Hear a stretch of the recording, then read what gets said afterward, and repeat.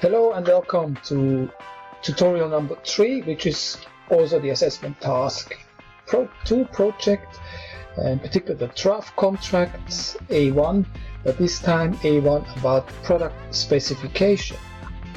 Now the same as here, as you can see on the assessment task LMS platform, it's the same document which we need to open, which I already have open, and we're looking at this part here now of this particular assessment task.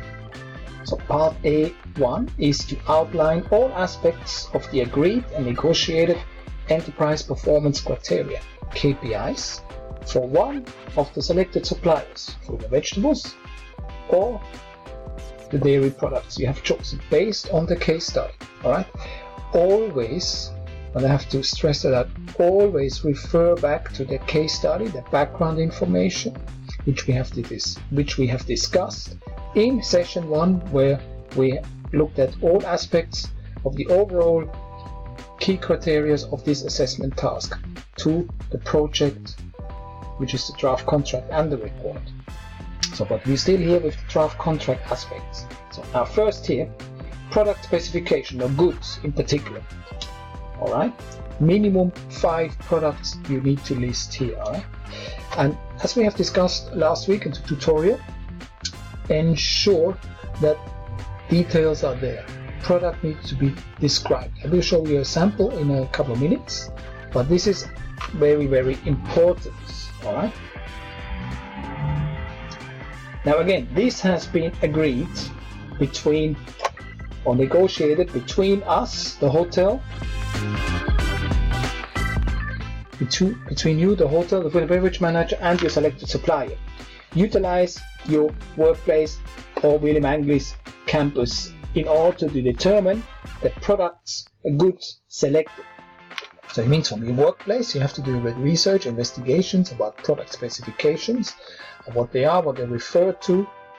Alright, and for example, we have standard recipe cards, recipes where we need to identify what type of a product we're using, what type of bacon, what type of tomato, and we know there's hundreds, if not even thousands of different variations and different products related to that big group of products. For example, like bacon or tomato, there's Roma tomatoes, cherry tomatoes, San Marzano tomatoes, pelati tomatoes, beef tomatoes, ox tomatoes, you name it. Okay, so you need to be here very, very specific, again based from your statement of work about quality of products. And here now you're going to stipulate in that template, which you see here below, to really identify very, very specific.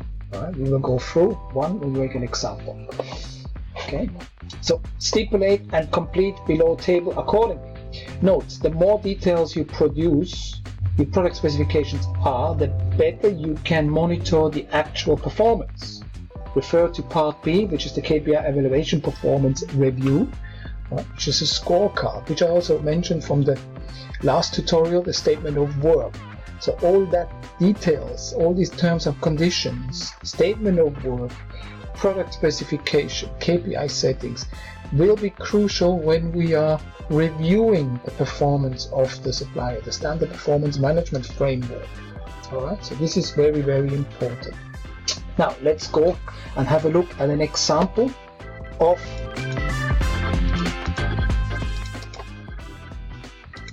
a supplier product specification. So I just have to close this one, and you can see here there is a document supporting. We're going to open this one, sample product specification, Danish bacon here in particular. Alright, so this is just an example. Alright, for a very specific product specification. So in our industry, alright, in particular also food and beverage, and probably also other parts, other departments of a hotel, for each product or ingredient we are producing a product specification sheet. Right? So it's very, very important to clearly identify what this product is supposed to be, how it needs to come, how it is packaged, what are the price ranges, who are the preferred suppliers, the conditions, the description of the product, the brand, and so forth. and of course also what is going to be used for in the organization, because different bacons, like in this example here, are not necessarily used for the same dishes. Right? For example, here Danish bacon is definitely a top end, a higher end product, probably much more expensive than maybe another brand or type of bacon, which is maybe used for another dish or banquet or set menu or a la carte dish. Alright, so you can see here they have a code. So here a code, that means the system the hotel uses probably for their purchasing, inventory or stock take systems. Alright, that depends. Preferred suppliers, there's always 3. Alright, then how does it come? Here it comes frozen. Alright, what conditions? Is it chilled? Is it dried? Is it canned? This is very important to identify here. Okay, the packaging, right? Very clearly, the amounts, the individual weights, and of course also when it comes in a box and how many pieces are in a box and what is the total weight. The unit size, how we ordering it per box. So there's 20 plastic containers, each 454 grams. So the total box is 9.08 kilograms. So that's what we are ordering and that's what we are paying for, you see. Description details, okay, Danish bacon sliced or thickness of 0.8 centimeters and rindless. Right? So you see, very specific here, okay, so we want to have it like that, okay. Alright, the yield for 454 grams, okay, per plastic container, which is 10 slices each of 45.4 grams. Okay, so very, very specific yield portion of the size we want to have. Intended use, so here it's for breakfast buffet, fried bacon, and for all-day dining, coffee shop, and room service on the burgers. Alright, so this here has been defined. The origin where it comes from, it's Denmark. The price and costs, alright, are indicated here. And then normally also we put a picture so we can really see clearly see what that means, okay, or what product it is and how it should look like and how it should be packaged and how it should arrive. Okay, then it needs to be recorded here by the purchasing manager, and then of course approved by the chef or the food and beverage director, which is overall responsible for all food and beverage activities, if it's from the purchasing to the selling point. All right, now I'm closing this one and I'm going back to our assessment task sheet, which is here. As you can see here now, this table here, you need to stipulate the product details, the quality description, so the more the better. All right, quantity per unit, how does it arrive? Does it come in bunches? Is it per kilograms, or is it per box 5 kilograms, or per grades, and so forth, right?